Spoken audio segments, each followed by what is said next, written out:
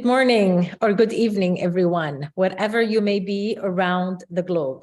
Welcome to Unheard Stories. I am Lubna Hassaniya, and I come to you from beautiful, sunshiny California. My guest today is Malek Rahbani. You will get to hear about his exceptional talent and how he is inching his way toward global fame. I would like to first welcome the dignitaries on the call. We have with us Ambassador Gabriel Isa, Ambassador Jean Macaron, Councillor Mirna Khawli, Councillor Ghassan Abdel Khaliq, Honorary Consul Anthony Asher. We also have Princess Hayat Arslan and the Honorable Judge Tony Raphael. Thank you all for joining us. It is no secret that the Rahbani brothers, Asi and Mansour, the legendary Lebanese composers and musicians, lyricists and authors, are the most celebrated playwrights in the history of the Arab world in general, and Lebanon in particular. Their plays and their music, along with the legends who collaborated with them, from Fairuz to Wadi'a and Nasri, are woven inextricably into our culture and our imagination, carrying us for decades from Baalbek to Carnegie Hall. Through their use of historical events and of stories embedded in our folklore, they addressed ongoing social and political strife with a stirring call to action. And though they left us with an enduring legacy, their children and grandchildren are determined to regenerate that legacy while creating their own. I am thrilled to have with us today Malek Rahbani, the son of Marwan and the grandson of Mansour. Malik is an actor and a writer. He has played leading roles in several TV series, short films, and theatrical plays in Lebanon and throughout the Middle East. Malik writes for TV and film. In 2016, he published his first book entitled Images, A Personal Evolution of the Mind. Malik had the opportunity to study under the renowned acting coach Elizabeth Kemp, who coached actors such as Bradley Cooper, Hugh Jackman, and Lady Gaga. Just recently, Malik managed to have the voice of the Rahbanis echo throughout the United States. He is the leading actor in the movie Jasser that was filmed in Memphis, Tennessee, alongside Academy Award nominee Lorraine Bracco. Ever since he moved to Los Angeles in 2019, Malik has participated in TV commercials for Park MGM and Apple. He has provided his improvisational and acting skills as part of a mental health intervention training at the Los Angeles Police Department. And he also joined the Screen Actors Guild in 2020 for his performance in the movie Jasser. So let's go straight to Malik now. Good morning, Malik. Good morning, Dr. Lubna. Thank you so much for this wonderful gathering today. Welcome to Unheard Stories, and welcome to Los Angeles also, Malik. Malik, you are a proud Rahbani. What does it mean to be left with a legacy as significant as your family's? It's a wonderful feeling. I'm so blessed to have been able to grow up in this beautiful family that has loved and embraced arts for over 50 years now. And I'm really lucky. I consider myself lucky because growing up in this environment, we always talked about movies, theater, and music. And ever since we were young children, we would go with my father to the plays, and we'd be backstage and watching him direct and watching my uncles compose as well. And it's just an amazing feeling to be able to learn from them and hopefully one day be able to carry on the legacy with what we do as well. Mm-hmm. And I wouldn't say it's a burden. No, I can't say that. It's definitely a very, very big responsibility and a load on my shoulders and on, I'm sure, the rest of the third generation and even the second generation as well. My parents too. So it's a wonderful load that thrives us into becoming better every day at what we do, and hopefully achieving more and more each day. So I'm truly blessed and I'm thankful, and I love them. Yes, I'm sure you do. Well, but how much of your career decisions today, Malik, are just about that, to keep the legacy alive? A lot of those, actually. I was just thinking about it the other day. In whatever I do, I try to keep that beautiful image of my family up there as the way people see it, and as the people have now grown to admire it, because we every day I grow more with people's love and affection for the family, and me being related to them, and still having the right to earn my place in there, my name, the last name, the Rahbani name, it should be earned. And Yes. you being a really an amazing human being, and doing what you love. So it's again, it's an amazing feeling, and I really do try to make the best decisions in my work, in my life. Hopefully, I'm surrounded by wonderful people, families and friends who all support me and want me to succeed. And the fact that, you know, the legacy involves your whole family, right? It's not just you, but it's also your father, your siblings, your cousins. You're all in it together. And each one of you is extremely talented and committed to carry it forward, right? To carry the whole story forward. Malik, what is the one most vivid memory you have of your grandfather? Wow, there's so many, but you know, my greatest memories of us, all the whole family together on lunches and dinners, when we'd all meet lunch or dinner, and because you know the Rahbani family, we love to eat, and especially Asafir, the Lebanese people who are listening to us will know what I mean. Just having a good time and talking about movies and theater and music, just listening to my grandfather talking. And I have some really beautiful memories as well of him in the theater when we'd have some of our plays in the Casino du Liban. So he'd have his room, and his chair, he'd be sitting down, we'd go in and stand in line to hug him and talk to him. And those memories, they will live with me forever. I'm so blessed to have been able to been awake for these moments. I wish I had more time with him, just to learn more. And right now, especially that I have begun my career, to ask him questions, to think what did he think of what I'm doing right now, and to share with him this journey.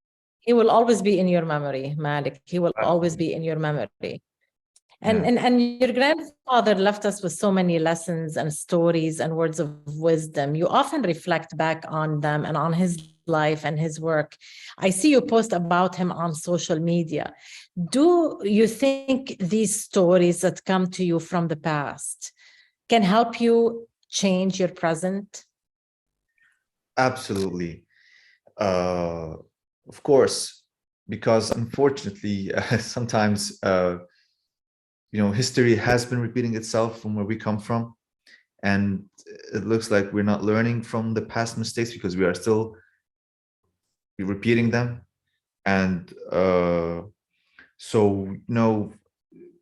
the Rahbani brothers, was so beautiful about them and special is that their music, their plays, and their words were universal. They were to everybody. There was no class. It wasn't just for the upper class or rich people or dignitaries or kings or emperors.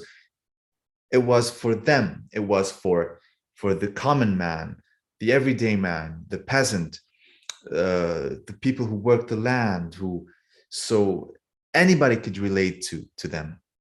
Yes, their words and music was rich, but it was rich. Its richness was that it was able to touch everybody on gramas, and everybody was able to relate to them, and that's what made them so special. They had that power to really attract the people and capture the audience, no matter what the background of the audience is. Throughout history, theater has proven to be a powerful platform for change. It created the space, to explore ideas from, issues from the society, from politics, from family dynamics. Now, the Rahbani brothers paid a lot of attention to theater.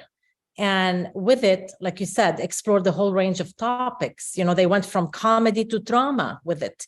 How valued is, in your opinion, theater today? Do we still value it the same way? I'm sure we do. Theater will always be, if I say it, on a high pedestal. It's prestige, again, not just for people with means, but for everybody. It may have started that way, but now everybody gets to enjoy theater.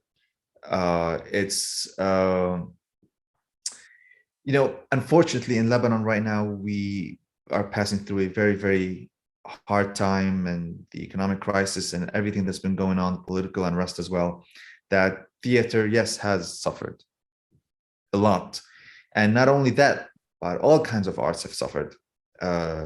Music has suffered, movie theaters, cinemas have suffered as well. But I was recently in London, and it was such a joy seeing, especially after COVID as well, we can't forget about those challenging times. Now people are flocking back to cinemas and theaters, and just being in that room with the actors on stage and the whole moving parts at backstage and people watching. It's such a beautiful feeling. I think theater will always be very, very relevant to people, an escape, just a beautiful entertainment showcase for talent. And I think theater will always be fine. Yeah. You write scripts for movies and TV series. Now, when the scripts are well written, they become magical. It takes a real talent to write a precise, an effective script. What subgenres do you like to write as you write your scripts, Malik? And are there specific themes you like to explore? That's a beautiful question. I like to be as versatile as I can be in my writing. It's really funny how a story or an idea comes to mind. You could be just walking and just an idea hits you, and I try to start writing notes, and sometimes the title just comes to mind, and I try to form a script or a story around it. I really love animation. I think the animation genre is so beautiful that you can make anything alive. There is no limit to our imagination. And I really try to explore and just try to scratch my head and go as deep as I can into the beautiful world of animation and cartoon, and just create. Just write anything.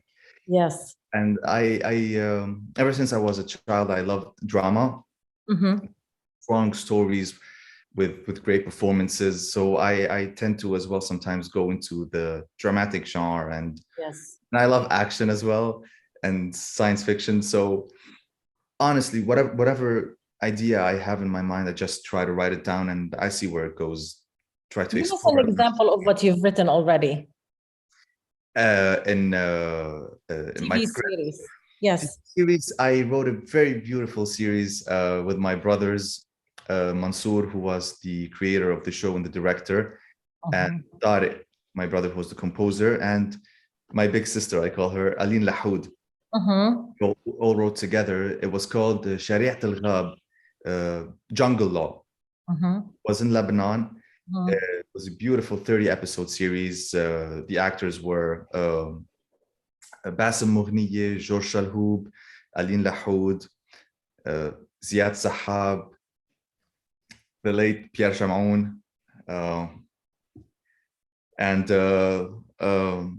Elia Aie, Rodrigue Sleiman, a lot of great actors. And it was a very beautiful story about a girl who gets kidnapped. She's of great, very good means. She's rich. Her parents are rich. She gets kidnapped into a village in Lebanon.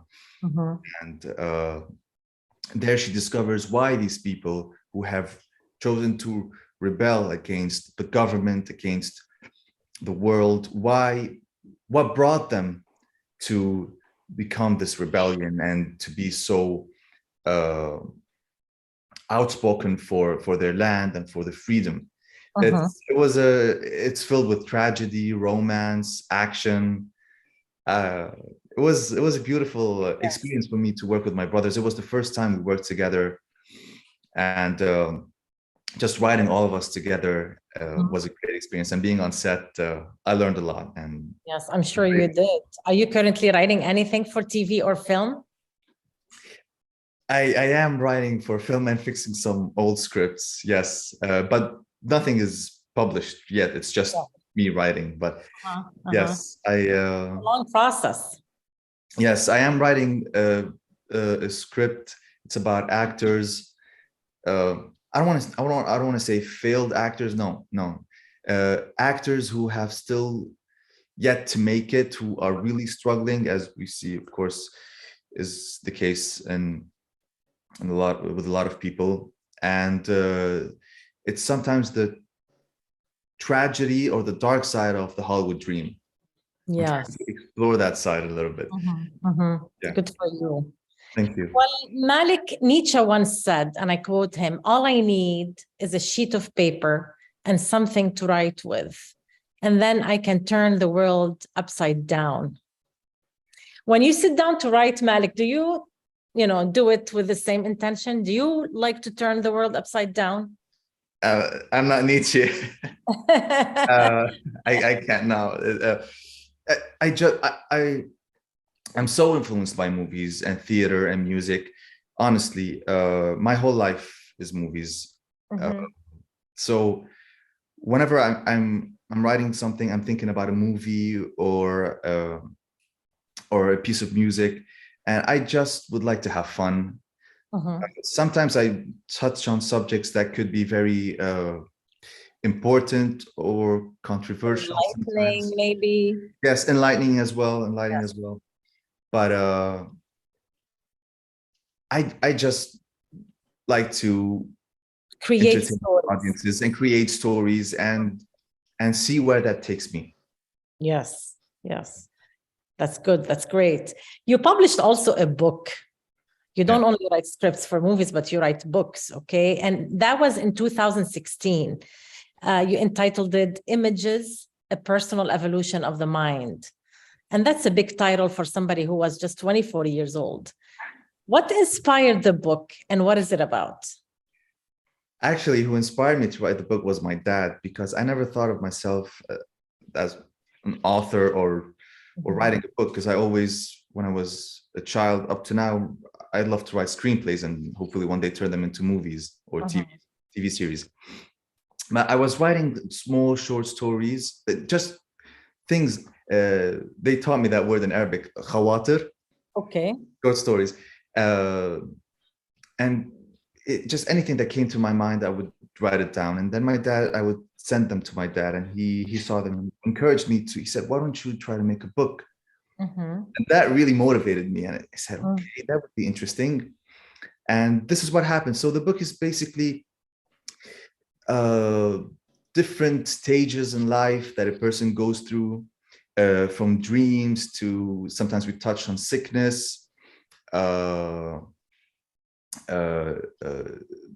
diasporas, people living outside of their country. And I would say just 1% in the book is relatable to me. Okay. Stuff that have happened to me. It's in no way an autobiography or anything. It was just, again, as I tell you, exploring. Like there was one story about depression, one story about murder, one story about someone who was feeling very depressed and wanted to commit suicide. These are in no way about me. I was just, again, very influenced by movies, just exploring stuff, trying to see how far I could go. And each story is written in the point of view of the person experiencing it. And I loved the outlook of how I wrote the book. It looks like poetry. It's not poetry. And then on certain words, I used the font bold to highlight the importance of those words, because it was like a puzzle for the reader to try to explore and find out what I was writing about. And the fact that you wrote them in, from the character's own perspective, I find that to give the reader a more immersive and intimate experience, to the point where we really think it's going through your mind. All these thoughts are more personal than they really are. Well, they were in my mind, but I just wrote them down. That's it. Yes. Now, one of the short stories, you named it Heaven Just Got Musical, right? What is it about? This is about me. It's very personal. It's about my grandfather, and I remember I wrote it the day he passed. January 13, 2009. Remember, I was in school and I got the news. My parents took me home, and it was a very hard time and sad time. And I remember at night when we got home, I just closed my door and just started writing. And this is what came up. This is what I came up with. And I just wanted to include that as a tribute to him and how much he meant to me, and of course to everybody else. Yes. Yeah, it's very personal to me. You left him a promise there, and I want to quote you. You said, "I promise you this, your notes and words will continue to flow and the pages will go on turning." That's a splendid promise. Yeah. For you. Hopefully we all get to keep that promise, and not just us, the Rahbani family, no, for everybody all over the world, because what they did is for the whole world. And I think through education, that's how we keep their memories alive. That's how we keep their work alive. I just want to say something honestly.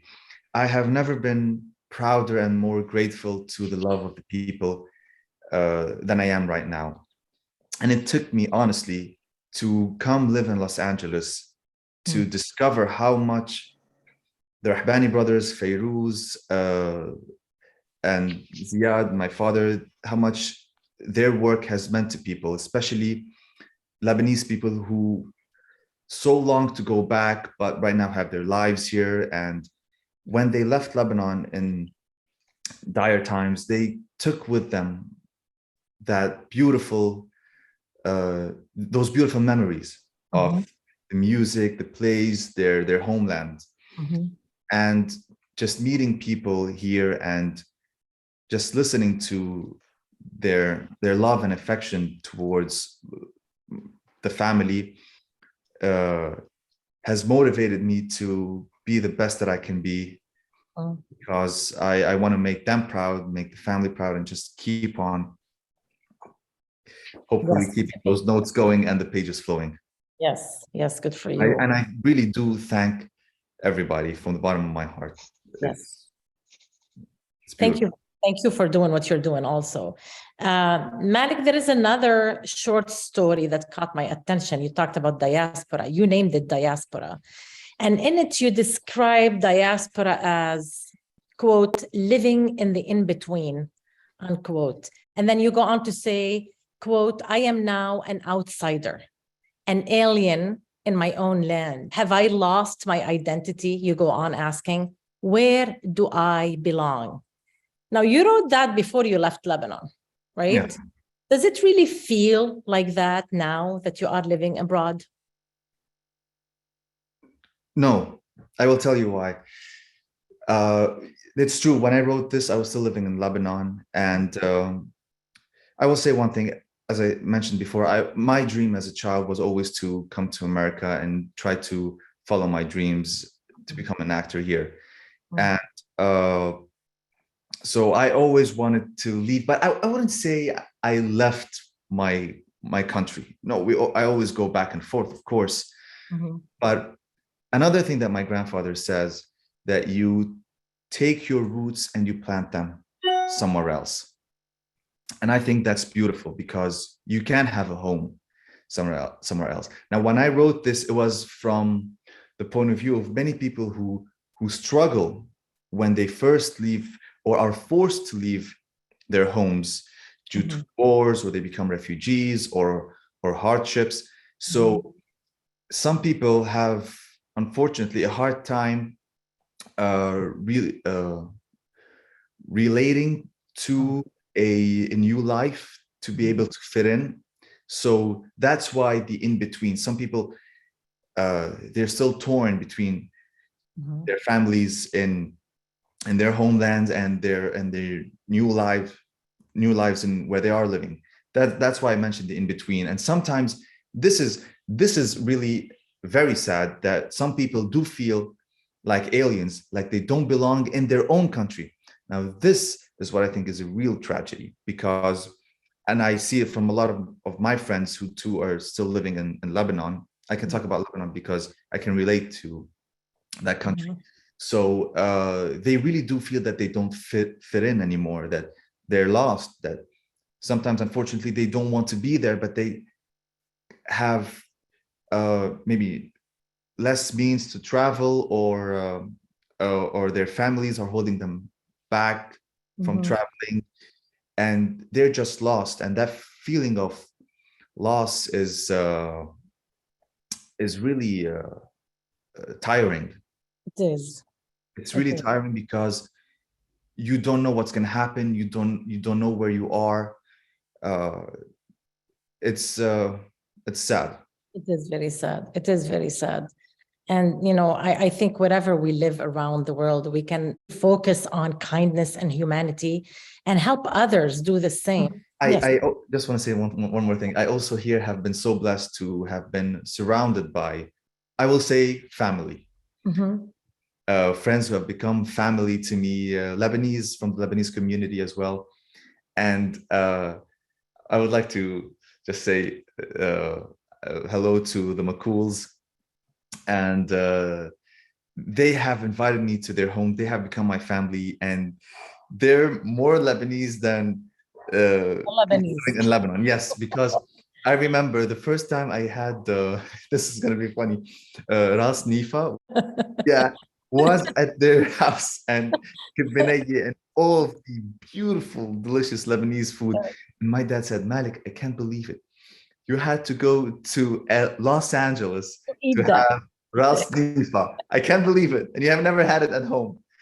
So just being surrounded with good people who love you, who really want you to shine, and who support you. This is the best feeling in the world, to feel loved and accepted. Definitely. Yeah. Feel accepted and loved. Yes. Absolutely. And welcomed. Yes. Is there a new book on the horizon? Are you writing some new book? I have been writing a book for a while. Sometimes I stop it because I get an idea for a screenplay. It's all about time and history. It's twisting time and history. It's just me having fun. Okay. Every project that I start with, I just at first just start writing to have fun and explore as much as my imagination allows me to, and thankfully it has been fruitful. Yes. About changing times and certain characters in history and putting them. It's like, imagine Napoleon on Mars listening to Lady Gaga. just stuff like that. Yeah. Very wild. Like that. Yes. Yeah. Good for you. Now, one chapter, you called it Indescribably Beautiful, where you imagined yourself winning the Oscar, for Best Actor. Do you think if you imagine or envision something happening, that you can bring it to reality?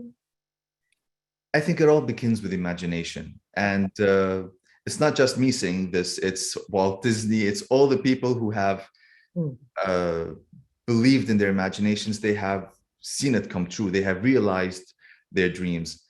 I believe with hard work, perseverance, determination, and a lot of patience, we can achieve anything. Because I was thinking about this as well the other day, that people in the 1400s or the 1700s, would they have ever imagined humanity landing on the moon, or having internet or phones, or like we are right now, people from all over the world talking to each other?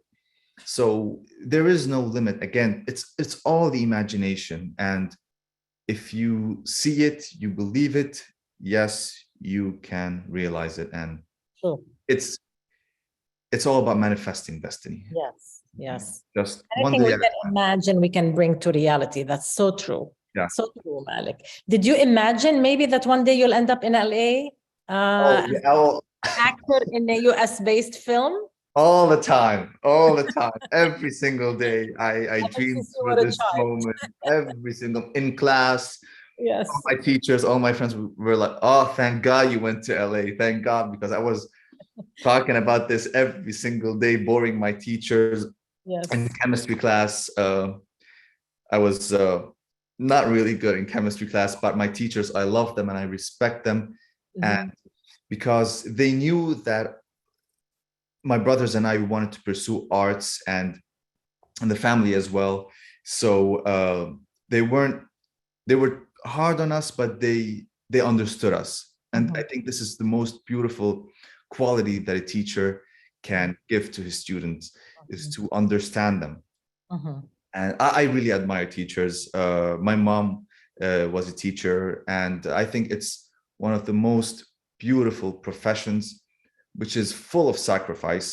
Yes. And without our teachers, teachers, they build generations. They do. They do. Hopefully, they will get paid more, hopefully, yes, because they deserve it. True, true, true. Yeah. Yes, I echo what you said. Let's talk about the movie, Jasser, right? It's written and directed by Wahid Al-Qawasmi, yes, a Jordanian-American producer. It is a 1 hour, 44-minute long movie that is set in Memphis, Tennessee. Now, without giving too much away, what is the story about and what role do you play in it, Malik? Jasser is a beautiful film. It's about a Syrian refugee who relocates to Memphis, Tennessee. And it's about him going from one world to another world, and how totally different these two worlds are, and landing in a place where he doesn't know anybody, nobody knows him, he doesn't look like the rest of the people, he doesn't speak the same language, he doesn't share the same religion as most of them. And it's about acceptance. We highlight on race, acceptance, the pursuit of happiness, and the American politics that goes into it as well, with what's been happening. What else? So I play the character of Jasser, who's the Syrian refugee. My wonderful co-star, my teacher, is Academy Award nominated actress Lorraine Bracco, who people will know from The Sopranos. She played Dr. Jennifer Malfi opposite James Gandolfini, and she was in one of the greatest movies of all time, Goodfellas, with Robert De Niro and Martin Scorsese. And so this story is, okay, the way I see it, I would have hoped, and we, the whole team of Jasser, would have hoped that this story would have been a historical one. Unfortunately, we still see it happening every day, because whenever there are wars, wars create refugees, they destroy dreams, they kill generations. So we see a lot of Jassers happening all over the world, in Ukraine, in Iraq, in Afghanistan, in Syria. Whatever there are wars, people lose their homes, and they are forced to relocate to different worlds in search for a new life, in search for happiness, in search for a place where they can call home.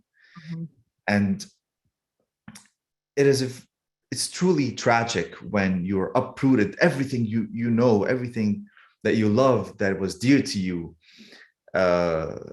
like the mountains where you live, the soil, the trees just being removed from your home and being forced to go to somewhere else. Mhm. This is where it's hard, because people sometimes they don't accept you because we fear what we don't know or what we've been fed through by the media or by other people. So it's really hard to make a new life sometimes. But in Jasser, we see that there's also a clash of civilizations, East meets West. Yes. And so Jasser meets Merle, played by Lorraine Bracco, who is very conservative. She fears anyone who doesn't look like her, doesn't speak like her. She doesn't want any outsider coming into her neighborhood. So we see a clash between them. And then we see them more and more learning about each other and how really human beings were all the same. We all laugh the same way. We all cry the same way. We are all in the pursuit of happiness. We all listen to music the same way. We will talk about this later, because music is also a universal language. So it's a story about two lost souls finding each other. Yes. How long did it take to make the movie? Oh, wow. We've been working on the film for 6 years. I remember I was still living in Lebanon when I auditioned for the film, and I got the part, which was an amazing gift. And so, yes, it's been 6 years we've been working on the film. We shot the film in November of 2020 during COVID, and it was before the vaccine. So it was it was a challenging time for us and for the whole world, of course. And sad times, تنذكر وما تنعاد, as we say. Yes. But hopefully we pushed through. We were very well prepared for the film, and we were in Memphis for a month. And yeah, and right now it's going to be released this year. I'm so proud. Yeah, we can't wait. Now, I had the pleasure of watching the movie, Malik, and I can tell you that the many themes that run through it, you know, from the plight of refugees and immigrants to the crippling effect of fear and the cruelty of racism, wouldn't have been so effective and so touching had it not been for the way you played your role. I mean, you made it impossible, really, for anyone not to like your character, not to root for Jasser. You portrayed him who is broken. He's broken, marginalized, with no rights to protect himself with, you know, facing deportation every second of the day, who could have easily been, you know, angry, depressed, anxious, but instead you exuded hope and optimism and always trying to fix the broken things around you. When you were deep inside, you were the one who was broken. You were authentic, Malik, and you were exceptional. I applaud you. Thank you so much. Thank you. I tried to be as truthful to the character as I could be, because Wahid, the director, entrusted this character upon me, and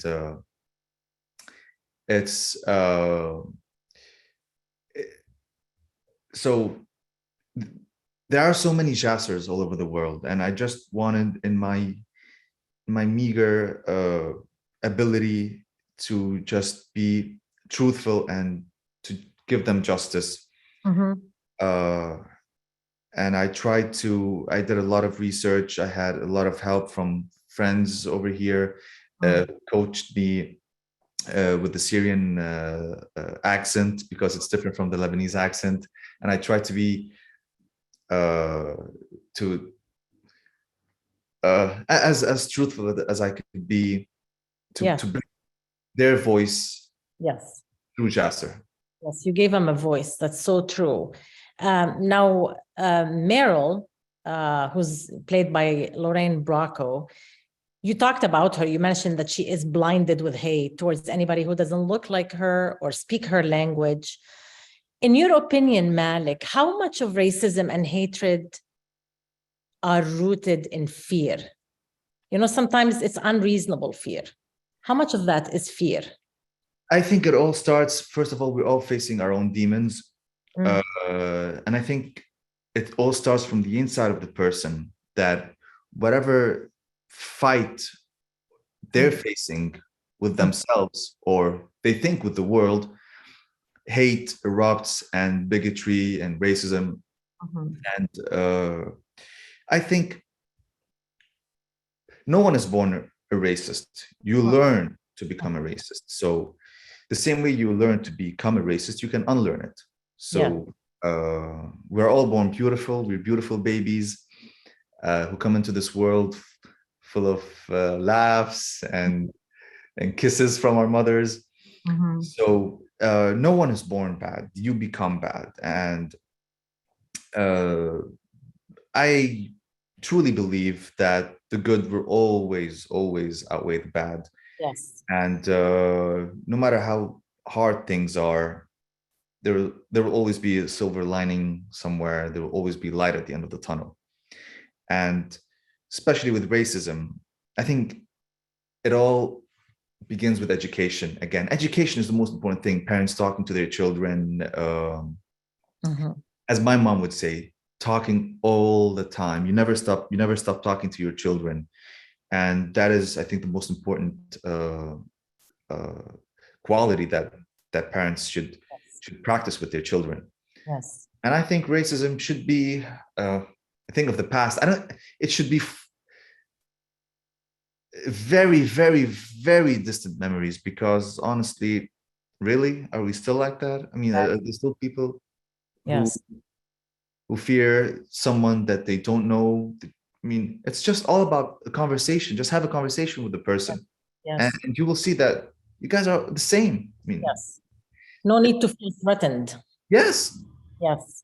Yes. I mean, what is our purpose in life? What is our purpose in life? To exist, to have a good time, to be able to have families, to provide for them, to be able to leave a mark if you've been blessed with that. And that's it. That's life. It's so short. Yes. And we're all here for each other. We're all servicing each other. Yes. I'm an actor. I provide entertainment for the family. Some people are lawyers. They help people with legal stuff. Some people are chefs. They cook for people. So we're all together. We're this energy. We're all revolving around each other, and we're all a chain. We're all holding on to each other. Move forward. It's the only way that we can make the world a better place. If we're together, if we're all broken down, every man for himself, it doesn't work. Because if you've been blessed with a good life, it's your job, it's your duty to send the elevator back down to help others. That's how we move forward. Lend a hand. Yes. I mean, I don't want to sound too. No, these are all words of wisdom. But honestly, it's we're all in this together. We're all in this together, and we saw how fragile we are. Yes. In COVID times, you had youngsters dying from COVID and senior citizens. So life is so fragile that it could be gone in like that. So why not try to make the best of it? Just focus on who you are, and you will be fine. And help carry humanity forward, really. Yes, of course, with what you do, because we all have that amazing quality of us, those dreams that we have, that because we're all put here for a reason. We have inside of us that hunger for our dreams, our goals. If we focus on those, then we will make the world a better place. So true. Thank you, Malik. Now, Jasser's rejection didn't only come from Meryl, right? He was rejected from his own country first. Yes. And then Adam, the owner of the restaurant where Jasser worked, also was very tough on Jasser.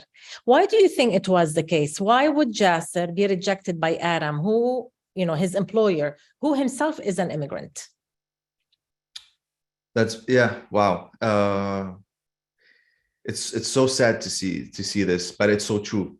Yes. I don't want to give a lot of away from the film.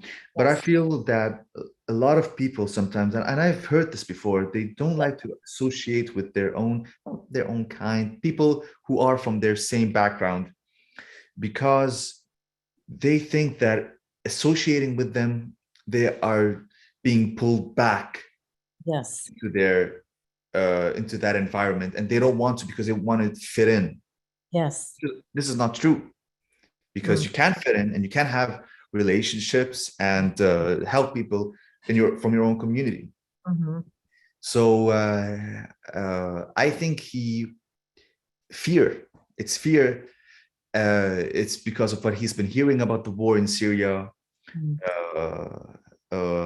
It's all about fear instilled by voices. It's not doing your own proper research, your own understanding of what's happening, your own communication with people, that it's the fear that drives you from moving forward. Yes, and Jasser, I think, was a threat to Adam's status quo. And yes, absolutely. His status quo, Adam, is more important to him than helping Jasser or see Jasser being treated fairly. Yes.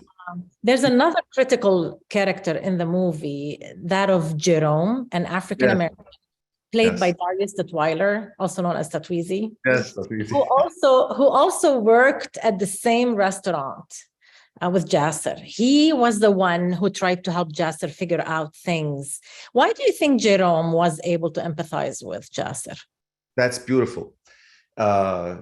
Jerome himself feels as well sometimes as an outsider in his homeland, in his own country.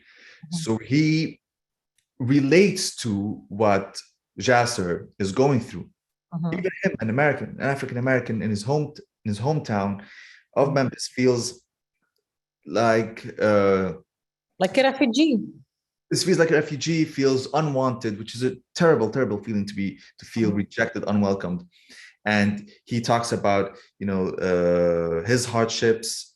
And so he is the only one who is not judging Jasser. And I want to remember this, that he is the totally opposite of Jasser. He doesn't look like him. He doesn't speak the same language. So these two people, you would think that they would be the furthest apart, but they come together, and Jasser becomes like a sponge, learning everything he can from Jerome and through music, trying to take it all in. He's like a baby. Jasser is like a baby. He is trying to relearn life in this new world. And Jerome is his kind of big brother who's taking him under his wing, who's showing him the ropes, who's helping him, who actually is one of the only ones who gives him a helping hand. Yes, he was able to respond appropriately to Jasser's needs because they share the same experience, the same emotions, the same fears. Yeah, in different styles, but they are both experiencing similar qualities. That's what draws them together. Malik, you mentioned music, and music plays a major role in the movie. Now, Khalil Gibran once said, "Music is the language of the spirit. It opens the secret of life, bringing peace, abolishing strife." Can you first tell us who wrote the music for Jasser, and how did it prove to be a powerful tool in the movie? I can't wait for everybody to hear the music, honestly, because it plays an amazing, major role in the film. The music was written by Wahid Kawasmi and Al Capone. Al Capone is a Memphis legend. He's a rapper. He also wrote the music for the Oscar-winning film Hustle and Flow with Terrence Howard back in the early 2000s, which is an amazing film. And also the music was produced by Boo Mitchell of Royal Studios, who his father, Willie Mitchell, discovered Al Green. And I'm sure you know the song, "I'm so in love with you, and all those beautiful hits from Al Green. And recently, Boo gave us an amazing song by Bruno Mars, Uptown Funk. Yes.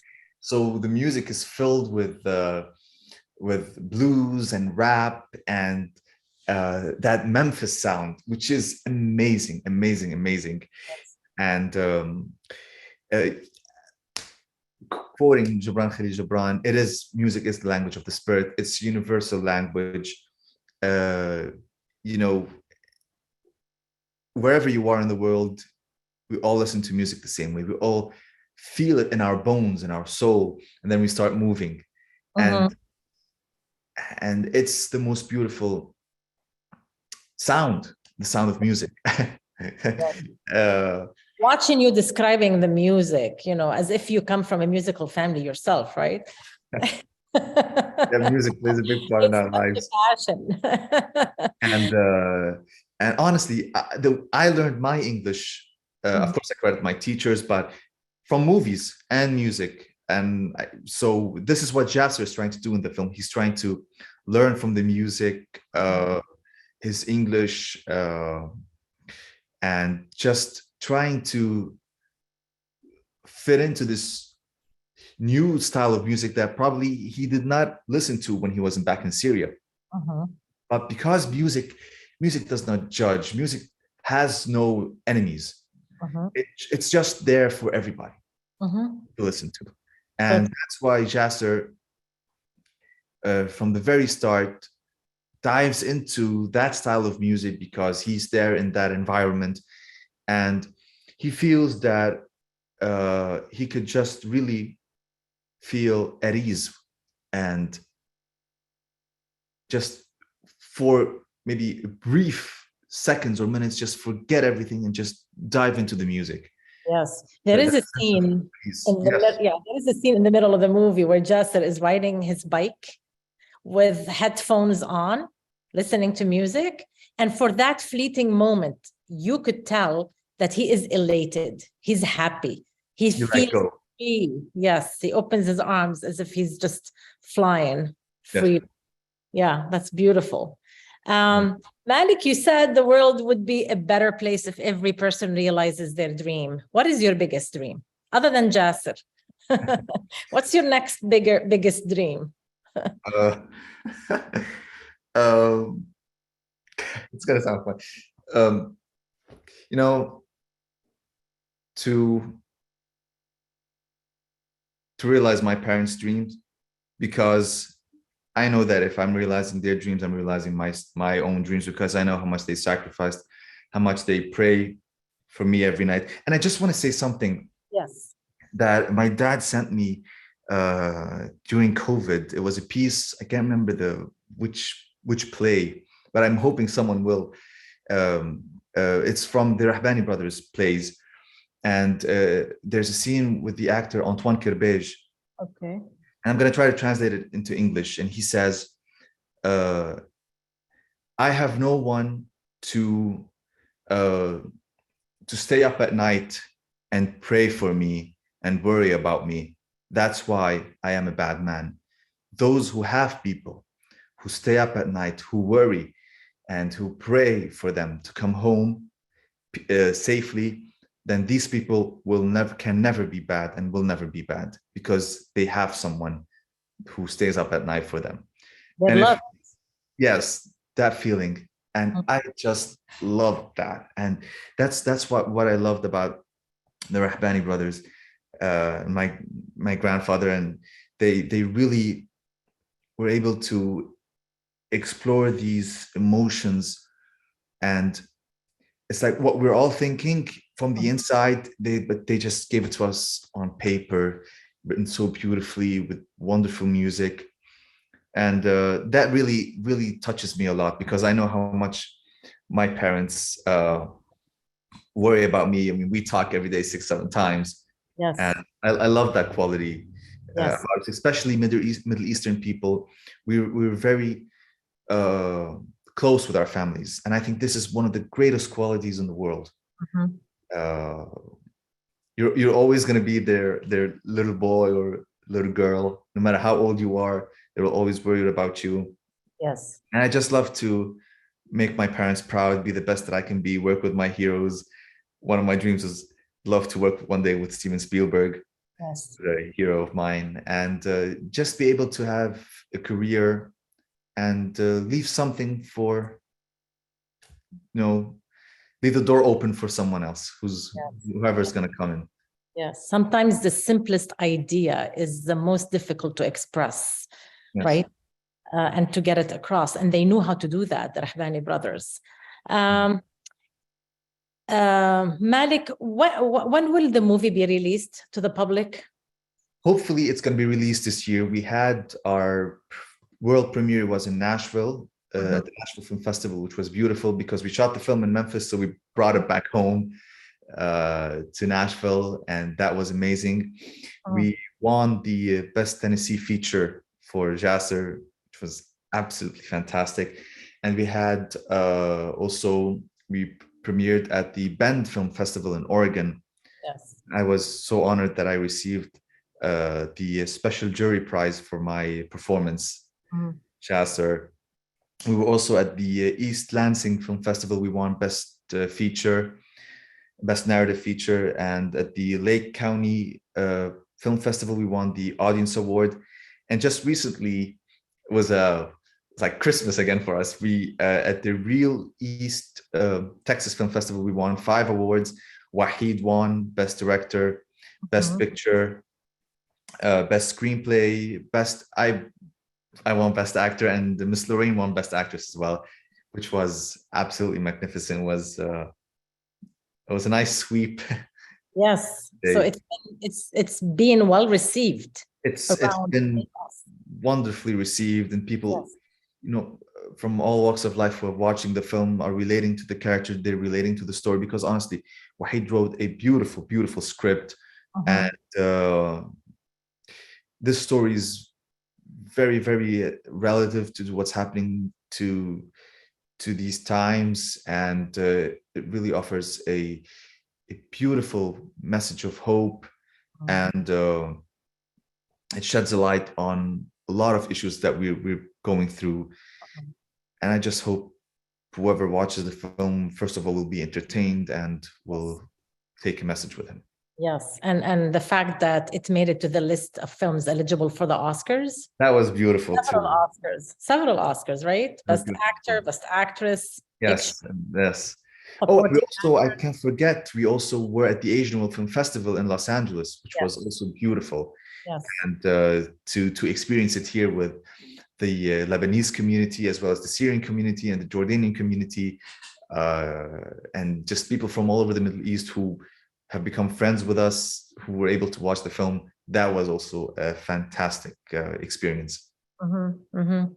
Malek Rahbani, in the realm in which you live, from your background to your personal successes, how do you keep yourself grounded?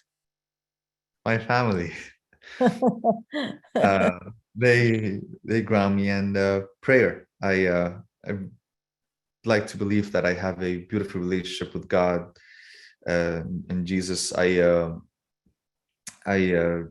truly ground myself with that belief that, whenever you feel things are rocky or you're at peace, just praying for me is a wonderful feeling of euphoria, just feeling at peace as well.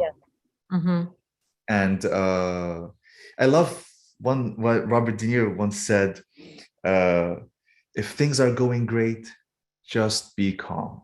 Don't go crazy and thinking you're all over the world. Just be calm. Just go with the flow, ride the wave, make sure you are in good health, everything's going great for you. And then Tom Hanks said something very beautiful as well. If you're on top of the world, if you feel that you're on top of the world and everything, always remember, this too shall pass. And if you're feeling down on your luck, that you are depressed or whatever hardships you're going through, also remember that this too shall pass. Yes, so true. Yeah, and Kenneth Branagh, who's a wonderful director and an actor, Yes. inspiration to me as well, once said, "My definition of success is control." Hmm. So I always try to be grateful for everything that I have been given. I know hopefully the journey is still very, very long and Yes. hopefully a fruitful one. So I'm still in the beginning. We're always learning. And I always ground myself as well to three like phrases that of hope that I like to say: believe in God, love your family, and live your dream. And Yes. when I always say that to myself, that refocuses me on the important things in life. Yes. Keeps things in perspective. Yes. So true. Well, thank you so much, Malik, for sharing your journey of talent and success with us. It's beautiful, beautiful journey. Can we bring in the audience for some questions? Absolutely, it would be a pleasure. Okay. For those who wish to ask Malik a question, there is a reactions button on the bottom of the screen. You can raise your hand or leave it in the chat box, and let's see what we have. We have several. The messages. Thank you so much. Thank you, everybody. It's a pleasure. Thank you for the very interesting meeting, Judge Tony Raphael Malik. We are so proud of you. Thank you. Your Honor, thank you so much. Are a testament to your talents and the great journey you have ahead. We will be watching. Ambassador Gabriel Isa, His Excellency, is saying, hello, Malik, knowing that the Syrian refugee issue is a thorny one for us Lebanese, due to the unbearable burden it places on our already shattered economy, and us feeling torn between sympathizing with their plight and wanting them to leave at any cost. Why did you specifically pick for your movie a Syrian refugee rather than the one from any other nationality? It was the story that Wahid wrote, and because at the time there was that was before the Ukrainian war 6 years ago, and we saw how much the Syrian war really affected not just Syria but the whole world, especially with refugees going to Europe, to Lebanon, and again, being Lebanese, and we sometimes see these us as well, we see these outsiders that sometimes we don't want them, and we are scared, we fear what we don't know. But not everybody is a threat to you. Some people, they just are really in search of finding a new home. And when Wahid wrote the script, in Jasser being a Syrian refugee, I remember Wahid said to me he was very moved by the young boy Ilan, who passed away on the shore. Yes. Going, I think, to Turkey, and that picture, I think that picture really hit us all hard. Yes. Because seeing that purity, that innocence, a young boy dying on the shore by himself, drowning. Why? Because he's Syrian, because he's a different religion, he's not a human being. And that's what really drove us to tell the story, that yes, Jasser is a Syrian refugee, but Jasser could also be a Ukrainian refugee, an Afghan refugee, an Iraqi, from all over the world. That's why when wars exist, people just lose everything. And that young boy may be in heaven, really, that image really shocked everybody. Yes, it did. Ambassador Isa goes on to say, as ambassador representing the interests of Lebanon, I faced this moral dilemma constantly when asking for the return of Syrian refugees. Do you get criticized for your choice? Did you have to mitigate such clashing feelings? And how do you suggest the rest of us deal with them? Maybe you just answered that already. Thankfully, I haven't received any negative remarks about playing a Syrian refugee. On the contrary, I see it as a blessing, a story that should be told and has to be told. Again, it was told from a perspective of a Syrian refugee, but this refugee could be from anywhere else, but we chose him to be from Syria. and for them returning to their homeland. I think everybody wants to return to their homeland. The same thing with the Palestinian refugees as well, and the Ukrainian refugees who are in Poland and all over Europe, scattered because of the war in Ukraine. So I think everybody wants to go home, but some fear that it's not their home anymore, and it's a very, very hard. It's a messy subject. It's a very hard subject. There's a lot of variables that are happening. I just want to say something. We have tried in the Middle East and all over the world. We have tried to destroy each other. Humanity has tried to destroy each other and exterminate each other, and for hundreds and hundreds of years, thousands of years. And this has proven to us that it's not possible to eradicate or remove someone from the face of the world, just make these people extinct. Yeah, it's not going to happen. Just try something else. Just try communication, because this hasn't been working, and it's proven to us that it doesn't work. And I know I'm just coexisting is the best. But we have to find a way. We have to. I mean, what's the point anymore? Yes, what's the point? More killing and more suffering. Thank you. There has to be a way. There has to be a way. Yes, there has to be a way. I have one from Ambassador Macaron. Go ahead, unmute yourself, Ambassador. Hi, Lubna. Hello. Hi, Malik. Hello, Ambassador. You are indeed typical Rahbani, and I mean, when we say Rahbani, it means your strong attachment to Lebanon, like your grandfather Mansour and Asi. Unfortunately, Lebanon has passed through difficult times since 1975 and continue to pass through difficult time, political and financial crisis, and even fear, hatred, and racism between Lebanese. Despite all these problems, do you still believe in your own country? Thank you.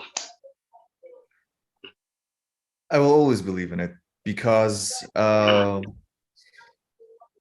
regardless of what's happening, and it's probably maybe the worst time in the history of our country, but I really try to go back to the beautiful times that we were able to experience in Lebanon, especially with what Asi and Mansour, the Rahbani brothers, did, and of course the other wonderful artists and people who are still trying to work hard and, despite everything, make a better place for their children. Because I know from my parents, they say, oh my God, we had the worst time and now you guys are having the worst time. And we would never believed that things would be so unfortunate right now. And so now we wish for our kids, the next generation, to have يشوفوا أيام حلوة, to see beautiful times.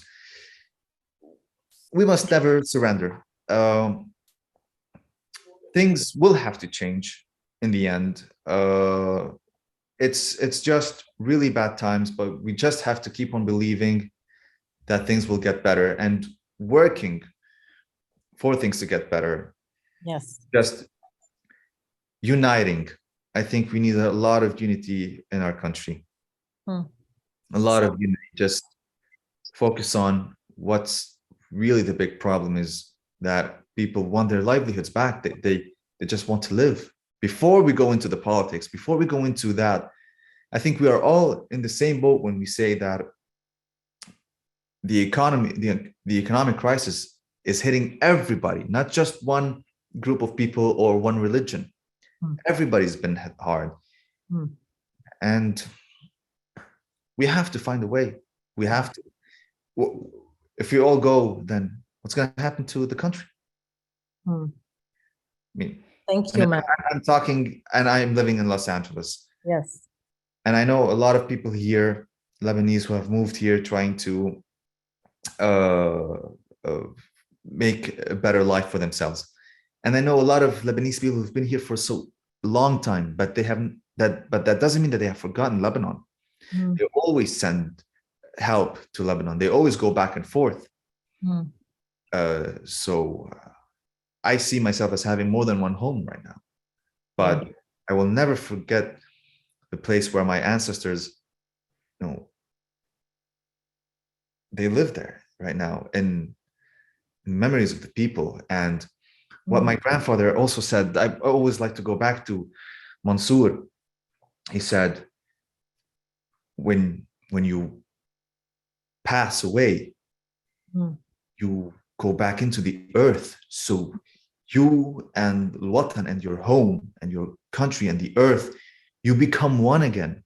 And that's how the country gets stronger in you. I'm trying to translate it into English. Yes. But yeah, I mean, no, of course things will get better, but we just have to believe and try as much as we can, day after day, day after day, day after day. Thank you. It has to get better. Yes, it It does. has to get better. So true. Thank you, Malik. We have one from Najwa Raslan. She's saying, wonderful, talented young man. Can't wait to see what else is in his future. Dr. Saleh Hansouli, a former director at IMF, says, thanks, Dr. Lubna, for this great episode. Malik makes us proud by his accomplishments and the depth of his thinking. I look forward to watching the movie. Suad Ammar, I want to thank Dr. Hassaniya for this marvelous opportunity for meeting Malik, another Rahbani gem. Every word Mr. Rahbani said spoke to me as a Lebanese who came to the States with young children who suffered by being different, maybe not as bad as Jasser, but still the experience were just as painful. I am going to try to have my children watch this amazing program. Thanks again. Well, thank you. Thank you so much, Malik. I think this brings us to the end of our conversation.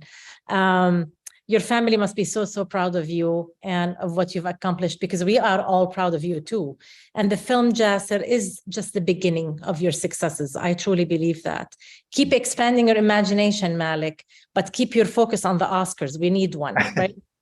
Yeah. And thank you so much, Dr. Lubna. Thank you for the wonderful audience. Thank you for your time. I know in these days how precious time is, and for you to join with us in this webinar, I am eternally grateful, and I hope to one day meet all of you in person. And those that I have met, I'll love to reconnect with you again. It's such a pleasure. I hope in my humble and meager profession and journey, which is still in the very beginning, to be able to one day be an inspiration or influence someone who is from a different background, different country, who has a dream that no matter how, I love to say this, no matter how far you think you are, you may be closer than you think. So never give up on that dream. Never give up on number one, which is you. You are number one. No matter how bad things are, you have to be sure that you are physically in good health, mentally in good health, and pursue that dream that makes you unique and that will benefit the whole world. I promise you, I swear to you, that if everybody were able to just grind and struggle and make their dreams a reality, turn their dreams into a reality, we would all benefit from what you have to offer us, because that's the way that the world will be a better place. And I'm trying every day to be a better man, to be the child that my parents hoped and dreamed and sacrificed for me to be. And I hope that one day I will make all of you proud. And yes, you made us proud, Malik. Thank you. Thank you so much. A true Rahbani, seriously. Today's event will be uploaded to my YouTube channel where you can watch it and share it openly. Now, as you all know, Unheard Stories is usually held on the last Saturday of every month. However, I will be making an exception with our next event. It will be held on Saturday, March 11th instead. I am pleased to announce that my next guest will be actor and producer Tony Shalhoub, whose exceptional journey has won him 5 Emmy Awards, a Golden Globe Award, 6 Screen Actors Guild Awards, and a Tony Award, among many, many others. You really don't want to miss it. So thanks again for everyone who joined us today. See you all next time. Goodbye. Thank you.